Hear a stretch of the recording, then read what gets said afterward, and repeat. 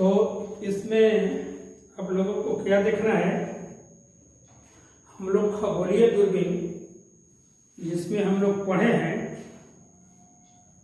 तो उस दूरबीन को हम अपवर्तक दूरबीन भी कहते हैं। क्या कहते हैं? अपवर्तक दूरबीन भी कहते हैं।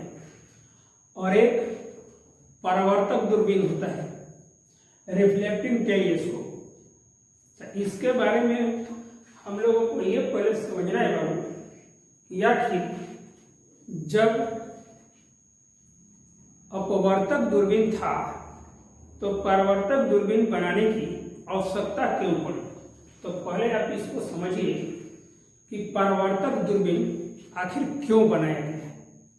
परावर्तक दूरबीन इसलिए बनाया गया कि अपवर्तक दूरबीन बनाने में बहुत मेहनत होता है, जो लेंस का बना होता है, और उसमें कुछ दोष है।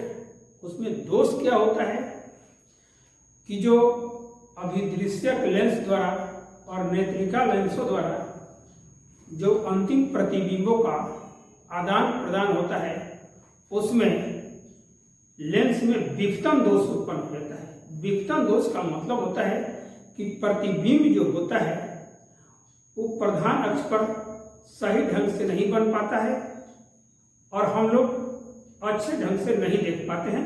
कुछ उसमें बाद में डिफेक्टिव उत्पन्न हो जाता है। और थोड़ा एक और चीज है उसमें, उसको बनाने में कुछ ज्यादा पैसा खर्च होता है और ज्यादा उसमें मेहनत भी होता है। तो उस कमी को दूर करने के लिए लगभग 1667 ईस्वी के लगभग आसपास, उसको देख लीजिएगा, हम भी देख लेंगे। 1667 ईस्वी के आसपास न्यूटन नामक वैज्ञानिक ने यह परावर्तक दूरबीन की रचना किया। और परावर्तक दूरबीन की जब रचना किया तो उन्होंने लेंस की जगह पर अवतल दर्पण का प्रयोग किया और समतल दर्पण का, जो अभिदृश्यक होता है उसमें बड़े अभिमुख का एक अवतल दर्पण होता है जो अभिदृश्यक का काम करता है, लेकिन उसका अभिमुख क्या होता है, बहुत बड़ा होता है। तो इसी पर्पस से बनाया गया। और इसमें विपतन दोष, जो विपतन दोष का मतलब कि प्रतिबिंब सही ढंग से दिखाई इसमें नहीं देने का सवाल नहीं है, बहुत बढ़िया से प्रतिबिंब इसको दिखाई देता है। इसलिए इस परावर्तक दूरबीन की रचना की गई है और इसका श्रेय महान वैज्ञानिक न्यूटन को जाता है। इसलिए इस टेलीस्कोप को न्यूटोनियन टेलीस्कोप कहते हैं, चाहे न्यूटन का भी दूरबीन कहते हैं। तो इसको पहले हम रचना को देखेंगे कि आखिर ये परावर्तक दूरबीन कैसे बनाया जाता है। इसको थोड़ा सा देखिए। इसमें बड़े अभिमुख का एक क्या होता है कि अवतल दर्पण होता है। बड़े अभिमुख का अवतल दर्पण होता है। देखिए इसमें बड़ा अभिमुख का क्या हो गया, अवतल दर्पण हो गया। और इस अवतल दर्पण का हम लेंगे इसके मिडिल पर, इसके प्रधान अक्ष को लेंगे, पहले हम इसका क्या लेंगे, प्रधान अक्ष को लेंगे। M1 क्या होता है, M1 एक अभिदृश्यक होता है जो अवतल दर्पण होता है। अवतल दर्पण को बनाइए।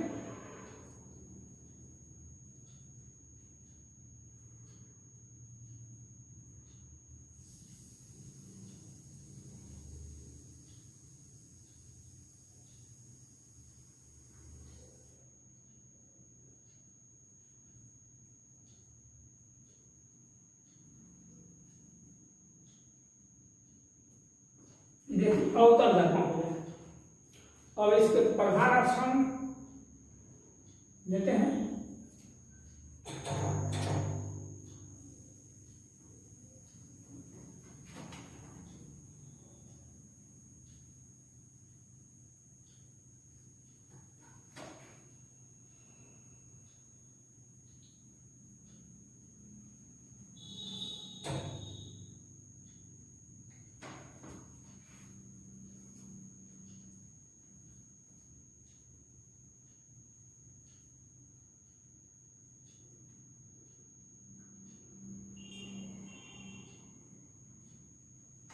तो प्रधान अक्ष ले लिया और इसके इस पर एक दूर की वस्तु कोई क्या है बाबू, दूर की वस्तु ए बी है। दूर की वस्तु हमने क्या रख दिया, ए बी रख दिया। अब दूर की वस्तुओं से जो प्रकाश की किरणें आती है वो इस अवतल दर्पण पर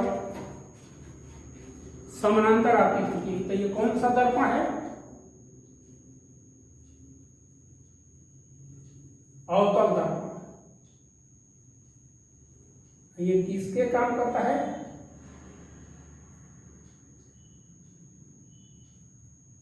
अभिदृश्य का काम करता है। कहने का मतलब इसको हम वस्तु, जो लेंस उसमें कहते थे, यहाँ पर वस्तु जो है ये अवतल दर्पण का काम करता है।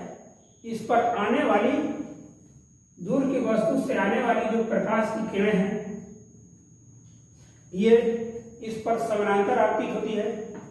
ये समतल दर्पण, ये अवतल दर्पण का बाबू फोकस बिंदु कितना हम ले रहे हैं, ये फोकस बिंदु F0 है। अब फोकस बिंदु से पहले एक समतल दर्पण लगाना है और वह समतल दर्पण जो होता है 45 डिग्री के कोण पर होता है। कितने डिग्री के कोण पर है, 45 डिग्री। फोकस से पहले 45 डिग्री पर हम लगाएंगे। तब 45 डिग्री पर पहले लगाने के लिए व्यवस्था लिखी थी, कैसे किसी चीज को हम 45 डिग्री के कोण पर हम इसको ले जाएंगे। कहने का मतलब हम 45 डिग्री के कोण पर इसको कैसे व्यवस्थित करेंगे। ये देखिए ये 90 डिग्री पर हो गया। आइए 45 डिग्री जब हमको करना है तो इसको मिडिल पर ले लेंगे। लगता है कि 45 डिग्री का हो जाएगा। ये 45 डिग्री के कोण हो गया, इसको मिटा दीजिए। ये समतल दर्पण किस डिग्री के कोण पर हो गया, 45 डिग्री के कोण पर हो गया।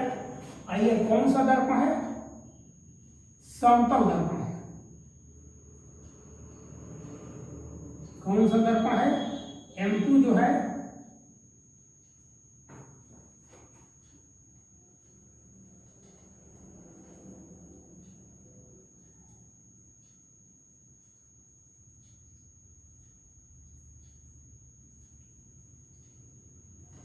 समतल दर्पण है। अब इस पर प्रकाश की किरणें जो है समानांतर आपतित होती है। कहां से आती है, ये जो प्रकाश की किरणें आएगी बाबू, ये प्रकाश की किरणें समानांतर आती है। इस पर दूर से आने वाली प्रकाश की किरणें, यदि वस्तु से आने वाली किरणें इस दर्पण पर समानांतर आपतित होती है। इस पर कर दीजिए।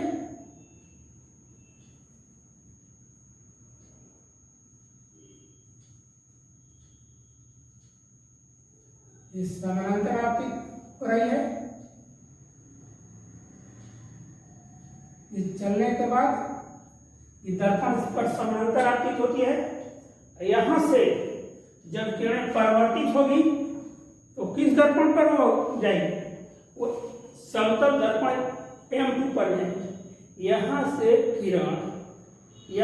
किरण परावर्तित होकर समतल दर्पण पर आपतित होगी और फिर समतल दर्पण से परावर्तित होगी।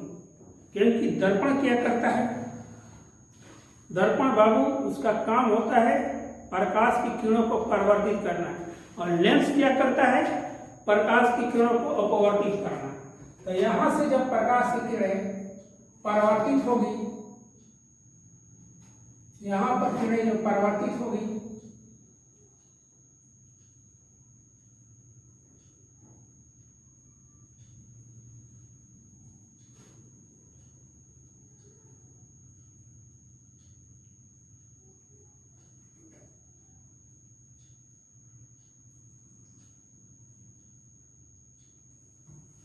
समतल दर्पण पर पहुंच रही है।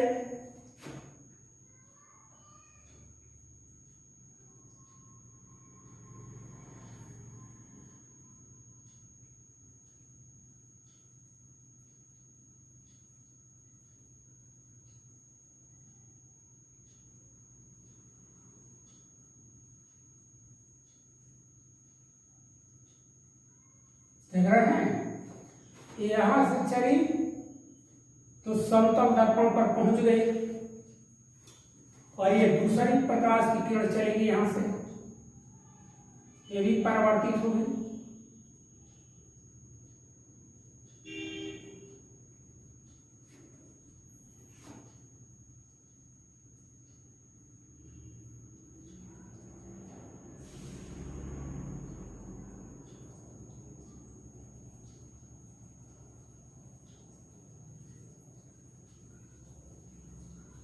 यहां से चली, आइए अब यहां से परावर्तित होकर एक कहां पहुंचेगी, जहां पर एक नेत्रिका के रूप में कम फोकस दूरी का उत्तल लेंस रखा रहता है। क्या रहता है? कम फोकस दूरी का एक उत्तल लेंस रखा जाता है, उस पर पड़ती है। देखिए ये किरण कैसे चली।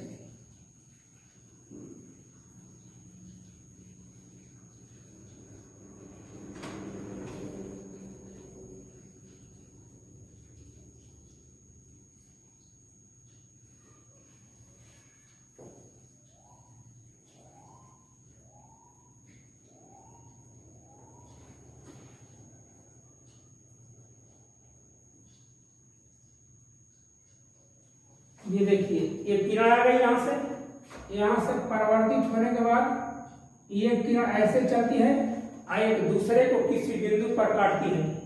जहां पर परावर्तित किरणें एक दूसरे को किसी बिंदु पर काटती है तो वहां पर बेटा क्या बनता है? प्रतिबिंब बनता है। क्या बनता है? प्रतिबिंब बनता है। और प्रतिबिंब कैसे बनेगा पहले देखिए।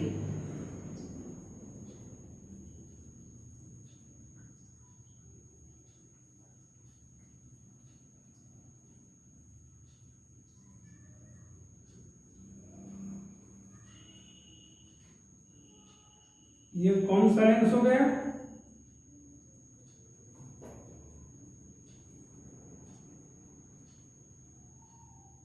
ये उत्तल लेंस हो गया। कौन सा लेंस हो गया? उत्तल लेंस हो गया।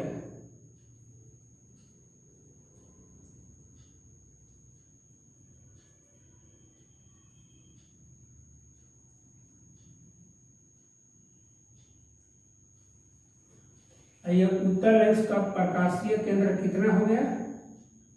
ये ई हो जाएगा प्रकाशीय केंद्र। इसको थोड़ा सा और बढ़ाइए, इसको ऊपर के पड़े थोड़ा सा और बढ़ाइए, ये ई हो जाएगा। अब इसको कोई परेशानी नहीं है। अब वहां से प्रकाश की किरण क्या हो गई? अपवर्तित होकर ऐसे आएगी और यहां से अपवर्तित होकर ये क्या होगा? इस तरह आएगी, तब हमारे आंखों में पड़ेगी। क्या होगा? ये इधर क्या है? हमारा आंख रहता है। ये किरण अपवर्तित होने के बाद क्या होगा? हमारी आंखों में आएगी, जिससे हम वस्तु को क्या होगा? हम देखेंगे। अब इसको पीछे की तरफ बढ़ाएंगे, समतल दर्पण थोड़ा बाद में लिखेंगे। इसको देखिए, ये पीछे की तरफ बढ़ाएंगे, इसके सीध में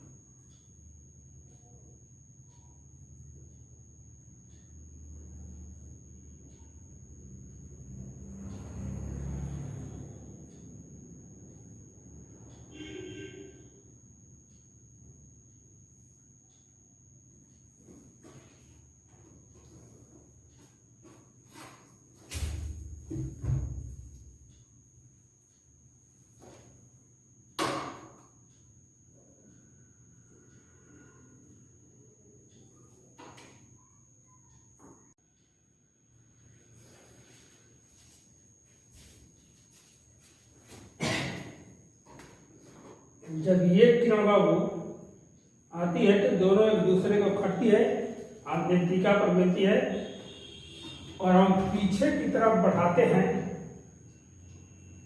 तो ये बिंदु पर दोनों किरणें काटती है और नेत्रिका के प्रकाशीय केंद्र से एक लंब डाल देते हैं, तो उस लंब को हम क्या कहते हैं?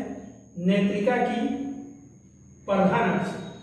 और ये नेत्रिका के प्रधान अक्ष पर यहाँ पर इसकी फोकस बिंदु है, और फोकस बिंदु के बीच में A1 और B1 प्रतिबिंब को जो अभिदृश्य द्वारा बना है उस पर हम रखते हैं।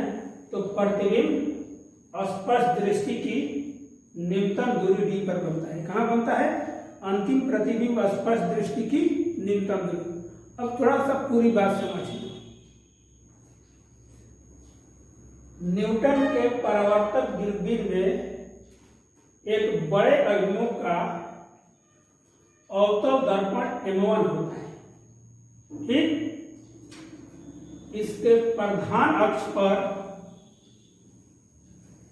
इसके फोकस बिंदु से पहले एक समतल दर्पण M2 व्यवस्थित रहते हैं।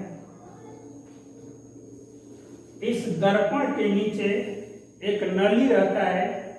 इस नली में कम फोकस दूरी का एक उत्तल लेंस व्यवस्थित रहता है, जो इस टेलीस्कोप का नेत्रिका का काम करता है। देखिए अब कैसे इसकी क्रिया होती है। ये अनंत पर ये AB वस्तु है। AB वस्तु से चलने वाली प्रकाश की किरणें अवतल दर्पण पर समानांतर आपतित होती है, और अवतल दर्पण से प्रकाश की किरणें परावर्तित होकर समतल दर्पण M2 पर आपतित होती है, और वहां से परावर्तित होने के बाद दोनों किरणें एक दूसरे को किसी बिंदु पर काटती है, और पुनः वो परावर्तन होकर एक कम फोकस दूरी के उत्तल लेंस पर पड़ती है, और तब हमारी आंख उसको देखती है। अब हम कैसे देखते हैं? और इसके बीच में जो लंब डाल देते हैं, तो AB वस्तु का प्रतिबिंब वास्तविक, उल्टा तथा वस्तु से छोटा बनता है। अब नेत्रिका लेंस E को इस प्रकार समायोजित करते हैं कि दोनों स्थितियों में प्रतिबिंब को बनाते हैं। जब A1 B1 को फोकस बिंदु पर रखेंगे तो अंतिम प्रतिबिंब A2 B2 अनंत पर बनेगा, और जब A1 B1 को नेत्रिका के फोकस बिंदु F तथा प्रकाशीय केंद्र E के मध्य रखेंगे तो अंतिम प्रतिबिंब स्पष्ट दृष्टि की न्यूनतम दूरी पर बनता है। यह कैसे बनेगा? इस लाइन को जब पीछे की तरफ बढ़ाते हैं तब B2 बिंदु पर काटती है, और इसके प्रधान अक्ष पर जब ये रेखा को मिलान करते हैं तो इसका आवर्धित प्रतिबिंब A2 B2 स्पष्ट दृष्टि के न्यूनतम दूरी पर बनता है। इसको दोनों स्थितियों में बना सकते हैं। प्रतिबिंब को अनंत पर बनाने के लिए A1 B1 को AB पर जब सेट कर देंगे तो प्रतिबिंब कहाँ बन जाएगा? अनंत पर बनेगा। और जब A1 B1 को AB और E के मध्य रखेंगे तो प्रतिबिंब कहाँ बनेगा? A1 B1। इसका आविष्कार सर्वप्रथम महान वैज्ञानिक न्यूटन ने किया था, और उन्होंने इसलिए किया था कि अपवर्तक दूरबीन, जैसे खगोलीय दूरबीन में कुछ कठिनाइयां आ रही थी, जो अभिदृश्य द्वारा प्रतिबिंब, चाहे नेत्रिका के मिलान से जो प्रतिबिंब बनता था उसमें विवर्तन दोष हो जाता था। कहने का मतलब कि प्रतिबिंब जो कुछ सही ढंग से दिखाई नहीं देता, हिलता हुआ प्रतीत होता था, जिसे हम सही रूप से नहीं देख पाते। एक कारण तो ये था, और दूसरा कारण ये था उसको लेंस द्वारा बनाने में, कटिंग करने में बहुत काफ़ी परेशानी होती थी, और छोटा छोटा कमियों के चलते लेंस क्या होता है, कभी कभी टुकड़े टुकड़े बिखर कर हो जाते हैं, जिससे उसे बनाने में बहुत परेशानी होती थी। इन परेशानियों को दूर करने के लिए महान वैज्ञानिक न्यूटन ने एक अपने तरीके से एक दूरबीन बनाया जिसको परावर्तक दूरबीन। और परावर्तक दूरबीन इसलिए कहा जाता है कि जो इसमें अभिदृश्यक होता है, अवतल दर्पण होता है, और दर्पण में प्रकाश की किरणों को अपवर्तन नहीं होता है, क्या होता है, परावर्तन होता है, तब जाकर ये काम करता है। इसकी भी आवर्धन क्षमता दो तरीके से निकाला जाता है और एकदम जस्ट उतना ही होता है। जब प्रतिबिंब A2B2 अनंत पर आता है तो आवर्धन क्षमता F बराबर कितना होता है, -FO बटा में AP। इसको मैग्नीट्यूड में लिखना होगा तो क्या होगा, इन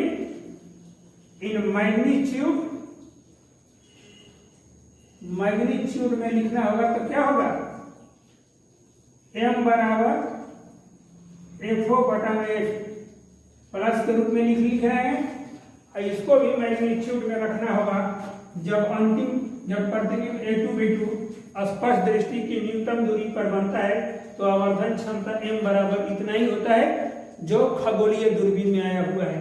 तो इसको भी हम मैग्नीट्यूड में लिखेंगे तो M बराबर कितना होगा, FO plus FE 1 plus FE बटा में D होगा।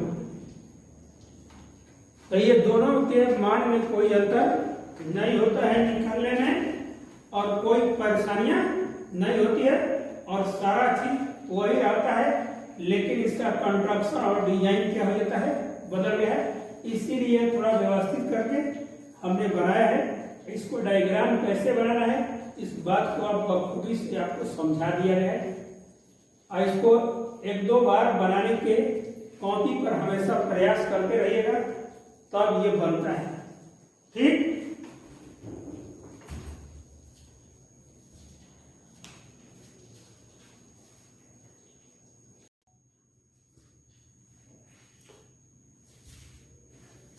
देखो बाबू, इससे कुछ देर पहले हम आपको न्यूटन का परावर्तक दूरबीन हमने पढ़ाया था, और उस परावर्तक दूरबीन में एक बड़े अभिमुख का अवतल दर्पण का प्रयोग किया गया था। उसमें अभिदृश्य के रूप में उत्तल दर्पण का प्रयोग नहीं किया गया था। तो अब उसमें क्या था, कुछ कमियां थी। उस मुख्य कमी क्या था उसमें, जो वहां पर नेत्रिका इस तरह बना हुआ था, जो नेत्रिका नीचे जाकर देखना, उसमें जो नेत्रिका इस तरह बना हुआ है, जो नेत्रिका ई बनाए हैं, उसमें से जब लास्ट में प्रकाश जाती है तो हमको आंख यहाँ था, आंख से हम क्या देख रहे थे, दूर की वस्तु, स्पष्ट दृष्टि की न्यूनतम दूरी, चाहे अनंत दूरी पर स्थित वस्तुओं को देखते थे। लेकिन यहाँ बैठकर देखने में क्या था, कुछ बहुत परेशानियां होती थी। लोगों को लगा कि न्यूटन साहब ने तो बना दिया है, उनका सारा थ्योरी जेब के तेम है, लेकिन उसमें बहुत सी परेशानियां हैं। उस परेशानियों को दूर कैसे किया जाए, तो दूर करने के लिए लोगों ने, वैज्ञानिक, जो जितने वैज्ञानिक थे, सोचना चालू किया। उसी सोच में एक कैसी ग्रेन नामक वैज्ञानिक ने उसमें सोच को अपना नया रूप दिया, और इसके बाद जो उसका संशोधित रूप जो सामने आया न्यूटन साहब को का दूरदर्शी का, वो बैठकर देखने के लिए, आराम से देखने में कोई परेशानी नहीं होती थी। अब देखो इसको कैसे संशोधित रूप है। न्यूटन साहब में भी एक अवतल दर्पण था, ये तो इसमें भी अवतल दर्पण जो कहते हैं, उसमें तो समझना है तुमको कि न्यूटन साहब का ही सब चीज है। परिवर्तन क्या किया गया इसके देखिए, ये बड़े अभिमुख का अवतल दर्पण है। अब अवतल दर्पण के फोकस बिंदु से पहले एक कम फोकस दूरी का अवतल दर्पण रखा गया है, और न्यूटन साहब में क्या था, फोकस दूरी के पहले एक समतल दर्पण रखा गया था। लेकिन कैसिग्रेन साहब ने समतल दर्पण न रखकर एक उत्तल दर्पण रखा। इस अवतल दर्पण जो अभिदृश्यक है, न्यूटन साहब में कोई छिद्र नहीं था, इसके प्रधान अक्ष से जो गुजरता है उसके मध्य में क्या किया गया, एक छोटा सा छिद्र बना दिया गया। और तब देखो दूर से आने वाली प्रकाश की किरण, ये देखो दूर से प्रकाश की किरण आकर अवतल दर्पण पर आपतित होती है। ये भी प्रकाश की किरण अवतल दर्पण पर आपतित होती है।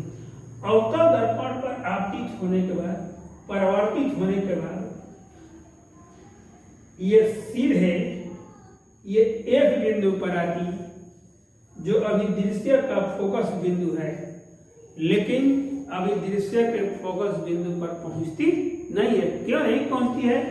इसके फोकस बिंदु के पहले एक कम फोकस दूरी का एक उत्तल दर्पण रख दिया गया है। जैसे ही ये प्रकाश उत्तल दर्पण पर पड़ती है, उसको सीधे से सीधे उत्तल दर्पण प्रकाश की किरणों को परावर्तित करके छिद्र में मिलता है। देख रहे हो ना, इधर से जाएगा इधर और यहां से दोनों छिद्र में से होते हुए उस छिद्र के पीछे एक नेत्रिका लेंस है, उत्तल लेंस, वहां पर रखा गया है। आराम से दूर की वस्तु का प्रतिबिंब हम नेत्रिका द्वारा देख लेते हैं। फिर से समझो, कैसी ग्रेव्स साहब ने जो न्यूटन साहब का के जो दूरदर्शी को या दूरबीन का जो संशोधित रूप किए गए हैं, वो आसान तरीका में तब्दीली कर दिए हैं। इसको बनाने के लिए उन्होंने क्या किया कि अभिदृश्य के फोकस बिंदु के पहले एक कम फोकस दूरी का उत्तल दर्पण रख दिया, जिससे परावर्तित किरणें जब उत्तल दर्पण पर पड़ती है तो सीधे अवतल दर्पण के बने छिद्र में प्रवेश करते हुए नेत्रिका के रूप में व्यवस्थित उत्तल लेंस में प्रवेश करती है, जिससे दूर की वस्तुओं का प्रतिबिंब हम आसानी से बैठकर देख लेते हैं। और कोई नहीं है, एक इसमें छिद्र बना दिया गया है। इसके फोकस बिंदु के पहले जो हाथ पर समतल दर्पण था वो उत्तल दर्पण रख दिया गया। और जो बैठने की व्यवस्था वो दिक्कत था, उस अभिदृश्य के पीछे आराम से कुर्सी लगाकर चाहे व्यवस्था करके आदमी बढ़ जाता था और वहां से आराम से दिखाई दे देता था। तो इसमें कुछ नहीं है, ये परीक्षा में नहीं पूछता है, ये जानकारी के लिए आपको हर चीजें बता दिया गया है ताकि आपको कोई परेशानी न हो और सारी बातों को समझने को पड़े। यह दूरबीन कैसे ग्रेन द्वारा संशोधित न्यूटन के दूरबीन का ही रूप है। इसमें बड़े द्वारक के अवतल दर्पण से परावर्तित किरणों को एक छोटे आकार के उत्तल दर्पण पर डाला जाता है। वहां से परावर्तित होकर किरणें अवतल दर्पण में बने छिद्र में से होती हुई नेत्रिका में प्रवेश करती है। इसकी आवर्धन क्षमता के सूत्र भी वही होते हैं जो न्यूटन के परावर्तित दूरदर्शी के सूत्र होते हैं। इसको आराम से फिगर बहुत आसान है, इसको बनाकर हर चीज को देखिए। हम तुम लोगों को साफे स्पष्ट बताए थे उस दिन कि हम लोगों से भेंट इस समय जो लॉकडाउन की स्थिति है नहीं हो रही है। आप लोग पढ़ाई पर ज़्यादा बल दीजिए और समझने का प्रयास कीजिए और देखो सरकार की जैसे ही क्या मंशा हो उसी के अनुसार हम लोगों को चलना है। देखो आगे क्या होता है, वो हम लोग तो परिस्थितियों के गुलाम हैं इस समय। जैसे जैसे परिस्थिति आएगा उसी के अनुसार हम लोग चलने का प्रयास करेंगे। लेकिन आप लोग घर पर बैठे हैं, आप लोगों से बार बार आग्रह है बेटा कि आप पढ़ाई कीजिए। इस समय जो पढ़ाई करेगा उसके लिए आगे जाकर बहुत से दरवाजे खुलने वाले हैं, क्योंकि बहुत सी नौकरियां चली गई है। बहुत से लोगों के अब उस समय कभी भी सरकार अपने एक्सटेंड करती है तो इसी तरह से तो नहीं भर लेंगे। आपकी योग्यता का जांच किया जाएगा। जब आप मेहनत करके कुछ बने रहेंगे तो आप लगता है काम होगा। यही बात तुम लोगों को बताए हैं। ये लंबी बीमारी तक चलने वाली है, लंबी बीमारी, इससे कोई समझौता होने वाला नहीं है जब तक वैक्सीन वगैरह न बन जाए। इसलिए आराम से पढ़ते रहिए और घर पर सोशल डिस्टेंस का पालन करते हुए रहिए। Thank you.